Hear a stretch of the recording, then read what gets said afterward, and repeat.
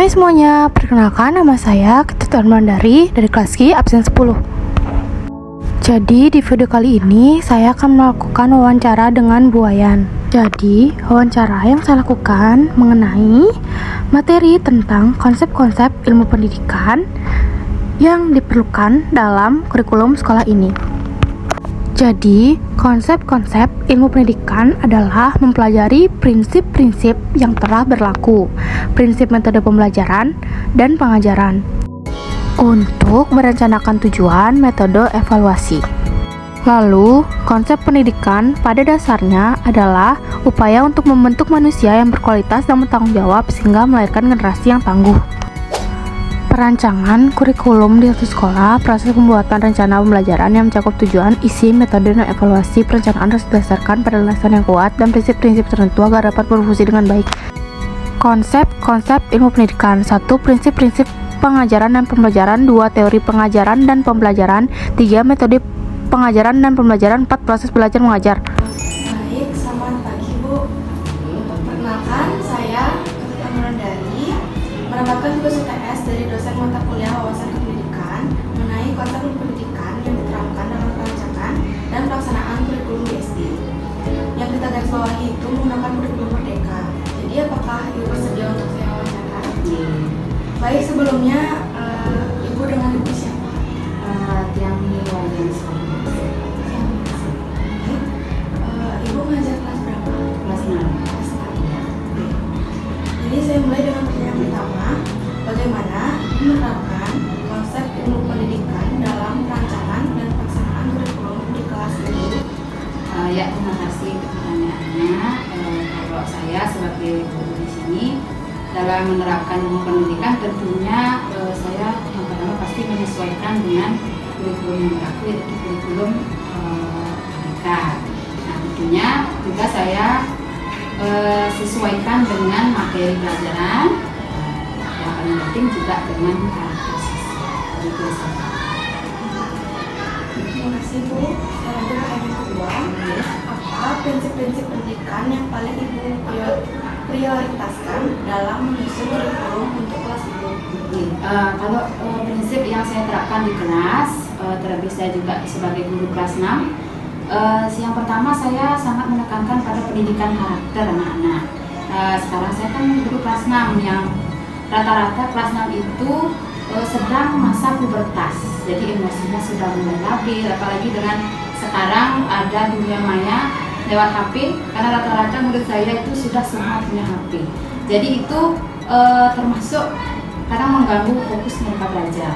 Jadi dalam pembelajaran saya selalu berusaha mengaitkan materi pelajaran dengan keseharian mereka, kemudian juga saya memberi motivasi agar mereka tidak terkendali atau dikendalikan penuh oleh dunia maya.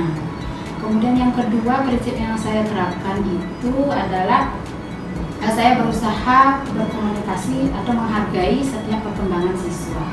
Jadi siswa yang sudah pubertas itu kadang emosinya labil, jadi saya perlu berbicara atau berkomunikasi memang menyesuaikan dengan perkembangan mereka. Jadi dengan harapan apa yang saya sampaikan itu bisa seperti bicara dari hati ke hati. Jadi mereka percaya apa yang saya katakan dan mereka percaya bahwa saya memang mengatakan mereka dengan baik.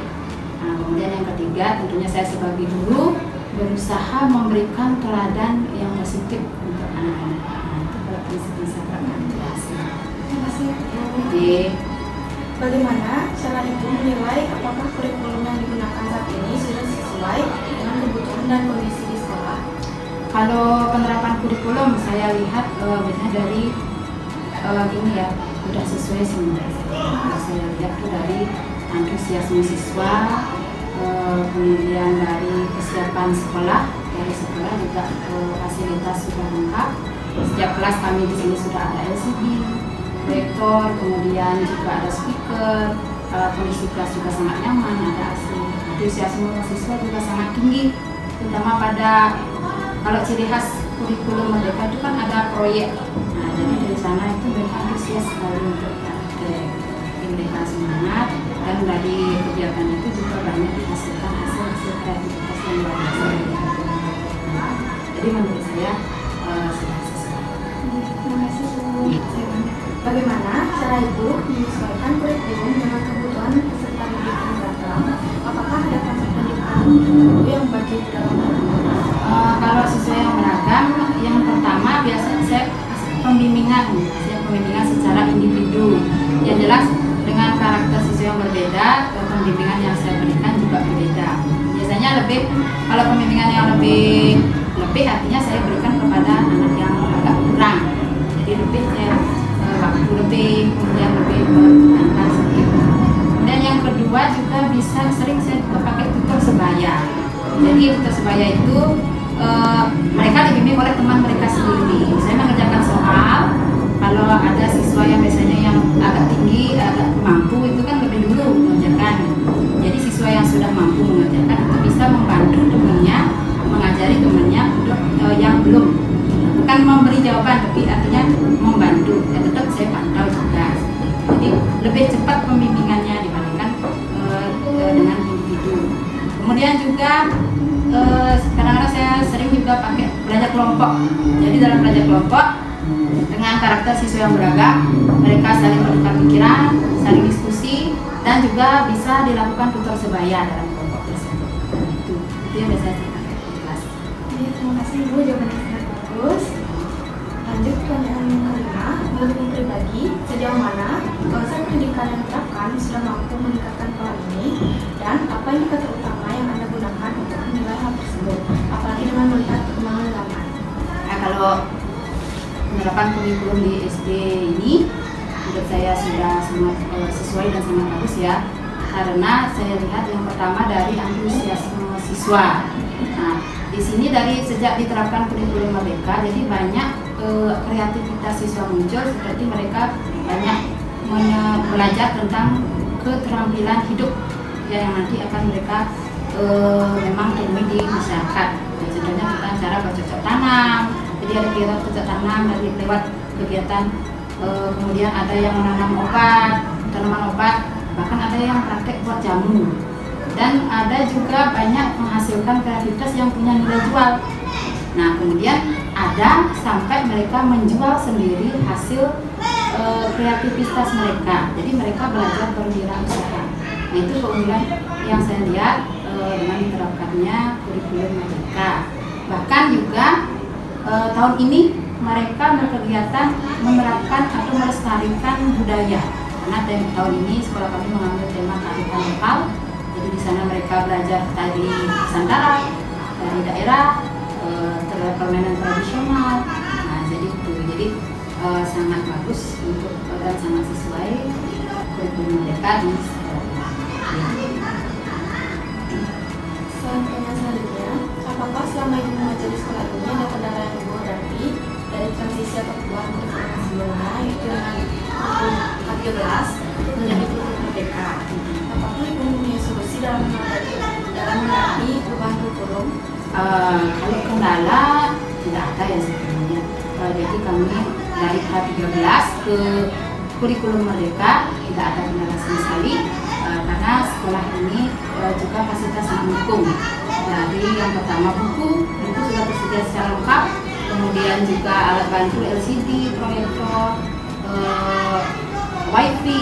Jadi sangat membantu dalam penerapan kurikulum Merdeka.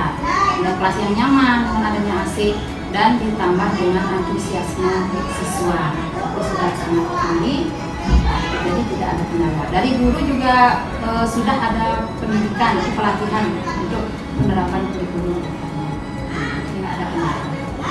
Jadi berarti sangat bagus sekali kelas ini, cukup memadai Ya. untuk siswa agar bisa lancar juga belajarnya. Ya, kita nyaman. Baik, pertanyaan terakhir, bagaimana fasilitas yang ada di dalam sekolah ini untuk mendukung pelajaran secara efektif? Apakah disediakan fasilitas yang memadai dalam proses belajar sekolah ini? Ya, dari penjelasan saya tadi sangat memadai di sekolah ini, sangat bagus. Artinya mereka tidak untuk fasilitas sudah disediakan secara lengkap, dari mulai teknologi, LCD, buku, kemudian kenyamanan di kelas sudah semua tersedia. Jadi fasilitas memadai sekali di sekolah ini. Berarti sangat bagus sekali. Iya, untuk ini mendukung sekali semua. Ada lagi?